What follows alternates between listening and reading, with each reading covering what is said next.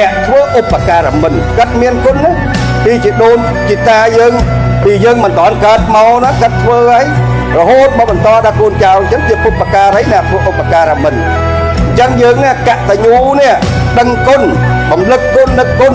ហើយក្នុងពេលបន្តិចទៀតគឺយើងនឹងធ្វើតបដល់គុណដែលកាត់មានគុណអញ្ចឹងហើយបានជាយើងរាល់គ្នានឹងនាំគ្នាមកដើម្បីជាការបំលឹកនឹកគុណដល់ពុព្វបរិសយើងដែលកាត់បន្សាលទុកឲ្យហ្នឹងហើយយើងត្រូវយល់ឲ្យច្បាស់កន្លែង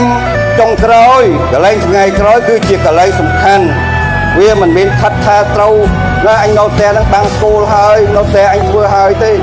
ហ្នឹងហើយនោះក៏ជាពុព្វការីដែរខាងដើមគឺមានដាបិតាពុព្វការីអ្នកមានឧបការៈមិនហ្នឹងហើយនៅខាងវត្តនេះក៏ពុព្វការីដែរ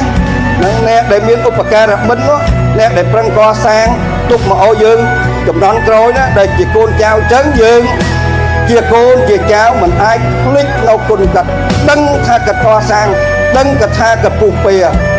ហើយបើយើងគ្រាន់តែដឹងởវត្តនោះចរូនចតាអញធ្វើពីមិនមកពុព្វបរិសbằngធ្វើចឹងបើយើងដឹងហើយ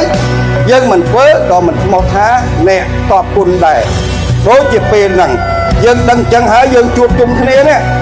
នាំគ្នាមកធ្វើនេះបានស្មោះថាជាអ្នកតបគុណជាអ្នកដែលសងគុណឬក៏ជាអ្នកដែលបំលឹកនៅ